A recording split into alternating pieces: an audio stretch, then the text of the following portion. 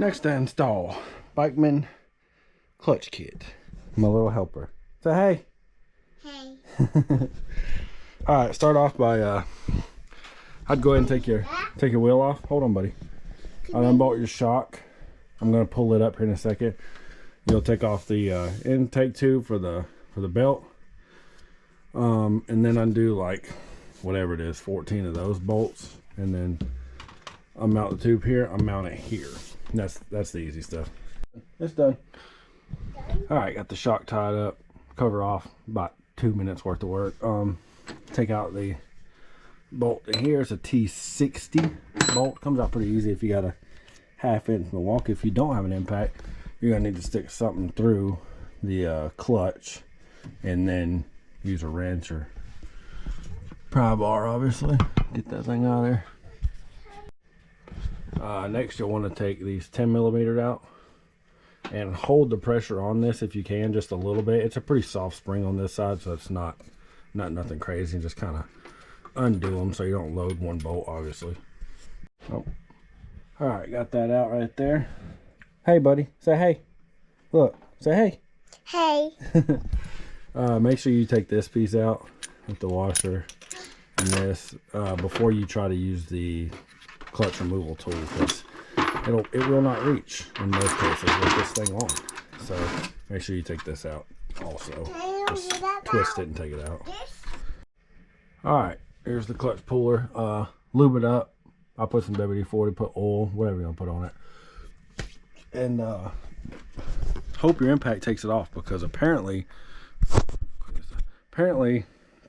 these things are on here really tight, and if you look, you can see a lot of people have to use bread stuffed in the hole here, because they are on really tight. I don't know what they're torquing them to, 10,000 foot-pounds, but I think when you put them back on, it's like 140, which is crazy. I don't know.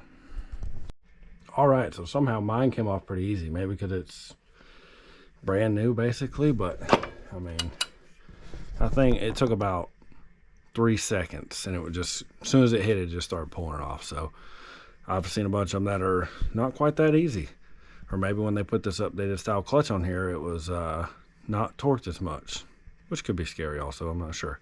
But mine came off pretty easy, so snatch it off here.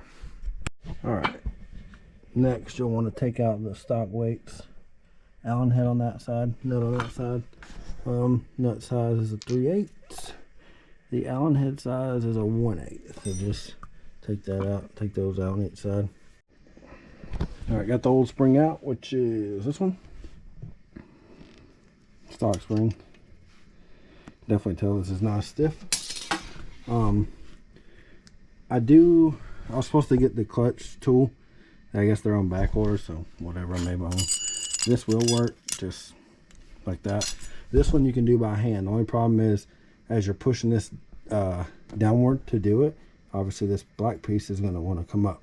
But if you're, I guess, a decent sized person, you can actually just squeeze this thing together. And I squeezed on one side and kind of put my knee on the other, as I just started them by hand, and then just drilled them in with impact barely, because I still have to torque them down to like 15 foot-pounds or something like that. And I will do that now, but they're all in there. And when you put this back together, make sure to put the X with the X, because it is balanced. All right, so this is actually done. Primer is actually done. I'm gonna take, I don't know if I have some sandpaper, Scotch-Brite or something, get rid of the glazing, although it has no miles, you know, belt spinning out like crazy. And also hit it with some brake cleaning from any oil it may have on it. You'll see where the belts, it obviously just sits there and spins basically until it doesn't and catches. I'm just gonna clean this up and make sure you hit it with some brake clean where you've touched it and whatnot, but this part is done. Good to go. Oh, and this is the nice thing about the BIKEMAN. By the way, I'm not sponsored by them or anything. It just seems like a good idea the way they do it, especially on this updated style where you have to take it apart to get to anything. Is you just take these weights out of the barrel here on each side. They don't have to be even on each side, but just on each separate weight they need to be the same. But you just take them out with Allen head. Put them in, take them out. Super easy to tune the RPMs. All right, I'm about to take the other one off. Make sure you mark your belt. I have some arrows that you can't see in the video, but I can see them. I look real close to know which way your belt goes, because it is directional. It's already been worn one certain way. It needs to go that way. But from everything I've seen, if you'll see here, let me grab this off if I can in one hand. I have a slide. This is the right way. It goes the way you read it. I've seen all of them, they're the same. Goes the way you would read it, basically as it's spinning. So take that for what you will. Next we're going to take off this bolt, which is a 10mm bolt on this. Sorry about the lighting, kind of sucks, but as you take this out, there should be, I don't see any on this one, some washers. Most of these, oh, they're there. Hold on. There are some washers in there, very thin washer shims. I'm trying to get them out. Got a couple out, but there's at least one more right here. You want these to go back, because this shims where your belt isn't being basically wore down, you know, as it's sitting there spinning. All right, this one has like three, and then the main big washer. Make sure you don't lose those. Sometimes you actually have to shim those before or after in some cases, in case you're getting bad belt wear or whatever the case may be. This is the other one, which isn't held by Torx bits. The old style, I think, is held by Torx bits right here.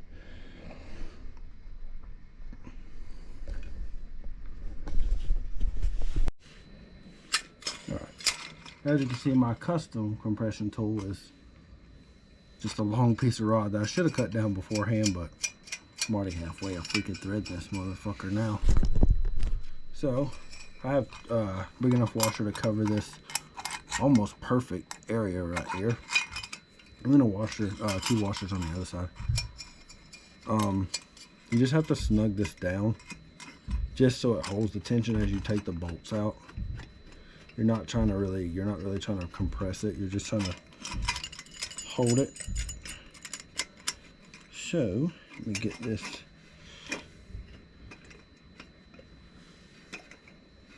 tightened up just a hair. Let me grab a wrench. 2 wrenches.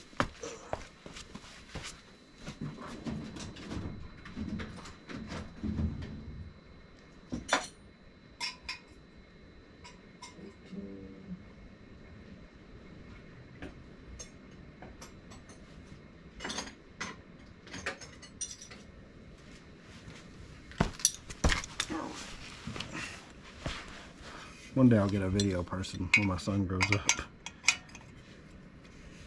Alright, we're just gonna snug it down just a little bit. And then see what size freaking long ass rod. Next time if I do something else, I'll cut this damn rod down. Alright, let's see what size these are. See with the horrible lighting in here. Alright, these are 16, will do it on that. Pop these out.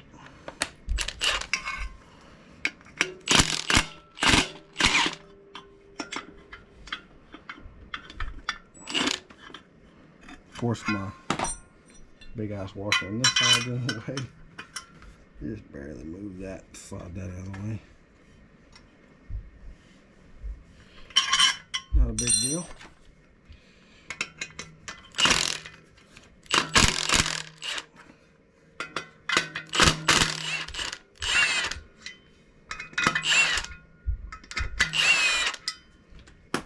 That's it.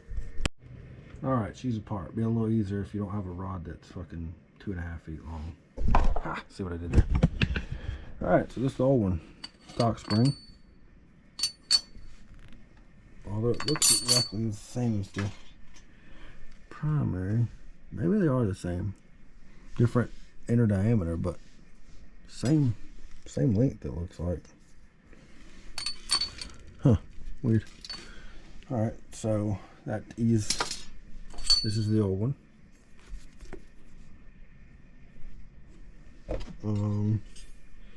Old helix. Stock helix, I should say. Stock helix. The BIKEMAN performance helix, which I already have kind of set up here. New spring, gold. And then this washer obviously goes here. And then when you go to put it on, the washer will actually, seat right here as you tighten it up. And clean this one off too while I got it. I'll do it here in a second, but see, it's got grease and fingerprints. Anything to make your belt slip is a no-go. Don't remember where I ended up last on the video, but getting it all together now. You should have your Polaris tool to separate the clutch back here so you can get the belt in there. And then slide the primary on there. Get the belt in there. I hadn't put this bolt in yet. Go by your manufacturer torque spec, which I'm not sure what it is off the top of my head. And then I gotta find my Torx. My Torx somewhere. 60, wherever I put it. And run that down in there.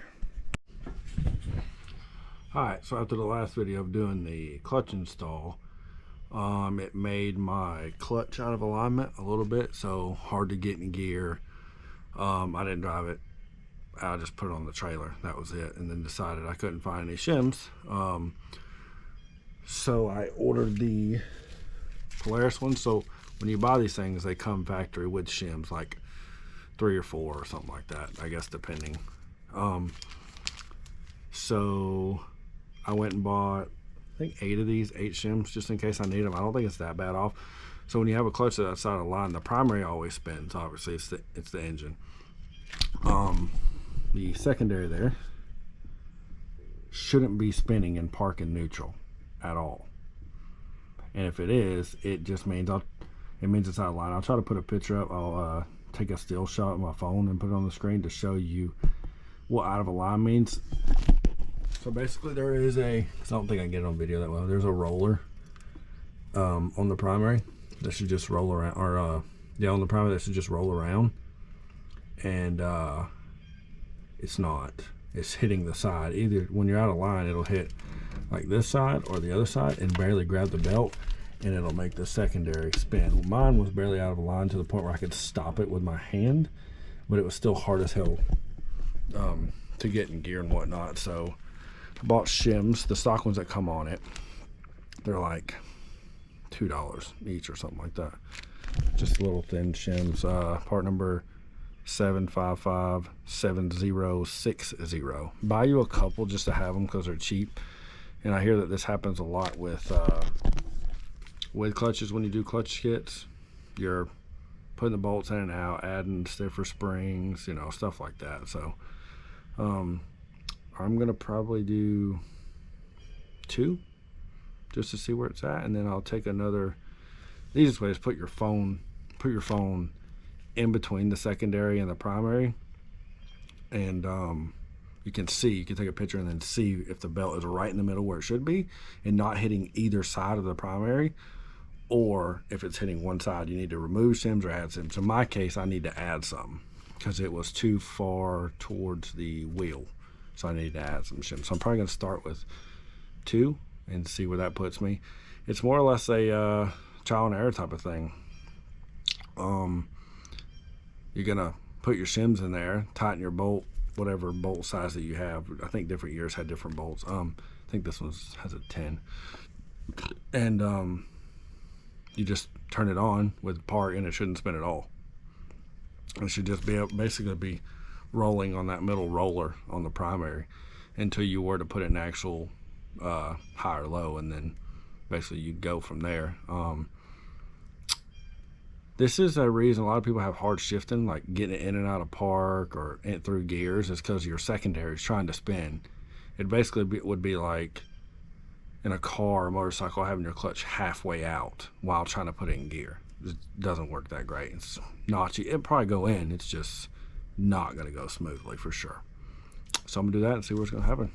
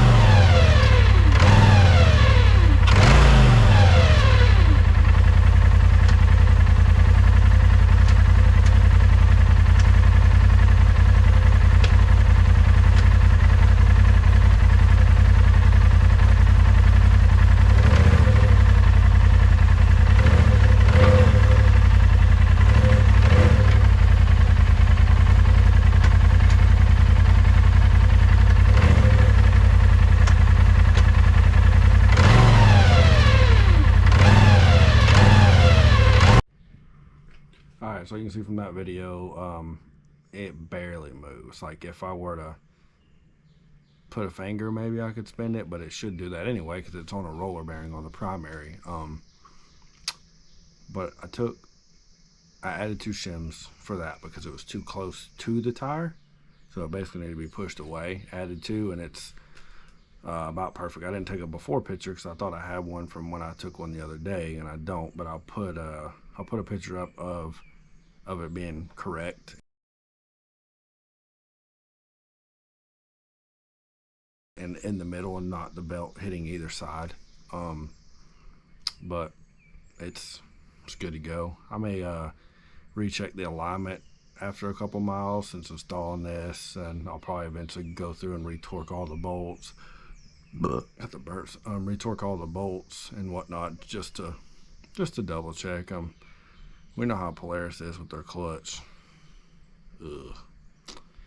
So should be good to go. Still breaking it in, so I'm driving it easy. So really can't test the 10 mile an hour to 50 or whatever it is. They want you to be at like 8,500 RPMs, and then I'll have to adjust the weights and whatnot from there. But I'll probably do that when I actually go riding. I'll probably leave the clutch cover off when I go riding. Actually ever take it out on the dirt somewhere and test it out, then go from there. And then I'll adjust the weights. It's super easy on these BIKEMANs, which I like a lot. Part of the reason I bought it. They're a good company, and they know snowmobiles. Obviously, it's the same setup with the clutching. Like I posted in the earlier video, two adjustment Allen heads, and you can take those out. Like take those out while it's in there. So that's freaking great. You ain't got to take the cover off and all that crap, which is, it's not horrible, but anything to make it a little more convenient is nice for sure. If you have to adjust on the fly, if you're doing for top speed run, or you change your wheels and tires for whatever reason, or whatever the case is, you know. Add a tune, which will probably be the next big thing I do. Tires will probably stay the same. They're 32s. I'll probably get tuned before long. Maybe, I know there's a bunch good ones out there. I may just go with Wayland because people say it's good and always heard good reviews. I know there's 5 other ones you could go with, but realistically, going with, go with a good company, usually you're good to go. Tunes are good. That's it. Just gotta wait to be able to ride.